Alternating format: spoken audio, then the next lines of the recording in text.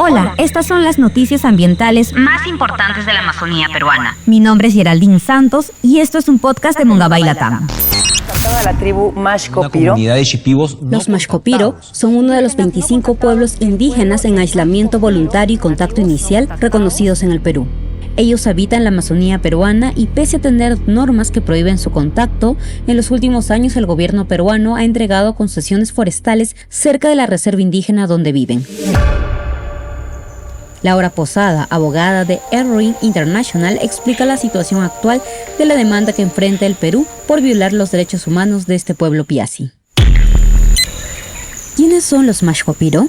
Los Mashco-Piro son uno de los pueblos indígenas en situación de aislamiento más numerosos de la Amazonía. Están integrados, se cree que por aproximadamente unas 750 personas, al menos en el territorio peruano. Este pueblo habita tradicionalmente un territorio que es muy extenso, aproximadamente 8 millones de hectáreas, en las regiones de Madre de Dios, Cusco y Ucayali en Perú, pero también en el estado de Acre en Brasil, así que es un pueblo transfronterizo. Es además un pueblo que pertenece al grupo etnolingüístico arawak, es decir, que tiene un relacionamiento muy cercano con otros pueblos indígenas como el pueblo Yine o el pueblo Manchineri, con quienes comparten, por ejemplo, similitudes en el lenguaje.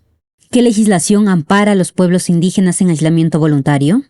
El marco normativo internacional que les protege se compone por una serie amplia de tratados que en el caso peruano han sido ratificados de manera voluntaria por el Estado.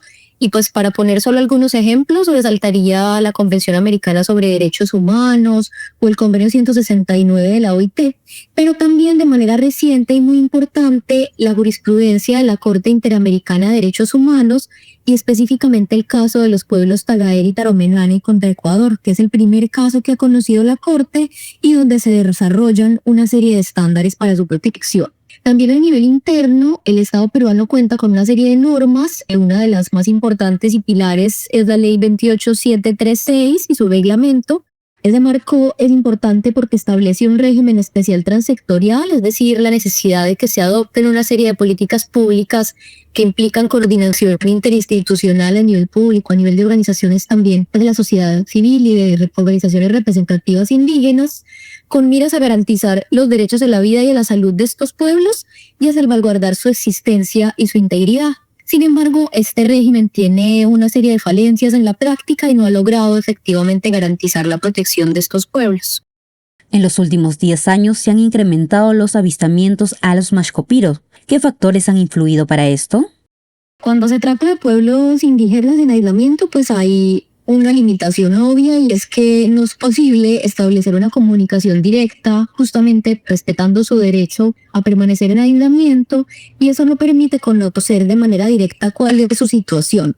Sin embargo, lo que sí conocemos a partir de estudios antropológicos o de testimonios incluso locales de personas de pueblos que comparten, por ejemplo, la misma lengua con estas poblaciones, es que más o menos a mediados de la década de los años 90 se han registrado unos cambios sustanciales en los patrones de conducta del pueblo Mashco-Piro y estos presuntamente estarían asociados a la invasión masiva de su territorio como consecuencia de la presencia de actividades extractivas. Algo que hemos notado también es justamente que en la última década la presencia de actividades extractivas y específicamente la presencia de extracción forestal en estos territorios se ha incrementado considerablemente. Y esto podría estar influyendo en los patrones de conducta y específicamente en el incremento de los avistamientos en este pueblo. Pese a la aprobación del estudio adicional de categorización, el Estado peruano no crea la Reserva Indígena Madre de Dios, que llevó a FENAMAT a denunciarlos ante la Comisión Interamericana de Derechos Humanos. ¿En qué estado se encuentra actualmente el caso? En el año 2022, la Comisión Interamericana de Derechos Humanos adoptó el informe número 397-22, el cual concluyó que el Estado peruano es responsable por la violación de múltiples derechos de este pueblo indígena y instó al Estado a que adoptara una serie de recomendaciones para remediar esta situación. Sin embargo, en noviembre del 2024, y al ver que el Estado no había dado cumplimiento a las recomendaciones, la Comisión decidió presentar el caso ante la Corte Interamericana de Derechos Humanos y actualmente este se encuentra en litigio ante este tribunal. En este caso se inició en el año 2011, cuando FENAMAT, tras no haber encontrado un recurso judicial efectivo a nivel interno, acude ante la Comisión Interamericana de Derechos Humanos y presenta una petición. Esa petición está vinculada con la violación a los derechos del pueblo mashco-piro, básicamente de 4 cuestiones. La primera es la falta de reconocimiento del territorio de manera integral y la fragmentación del mismo. La segunda es la no garantía de la intangibilidad, es decir, el haber habilitado y promovido la presencia de terceros en este territorio como consecuencia de proyectos extractivos y de infraestructura. Y esta situación ha propiciado situaciones de riesgo creciente para el pueblo en aislamiento.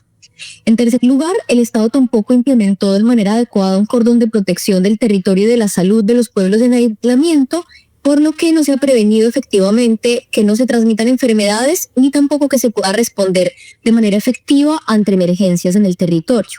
Y finalmente, el Estado tampoco garantizó un recurso judicial efectivo o recursos internos que permitieran prevenir la concreción de violaciones a los derechos de este pueblo. En Perú, la ley APSI prohíbe a la sociedad civil representar legalmente a los ciudadanos en denuncias contra el Estado.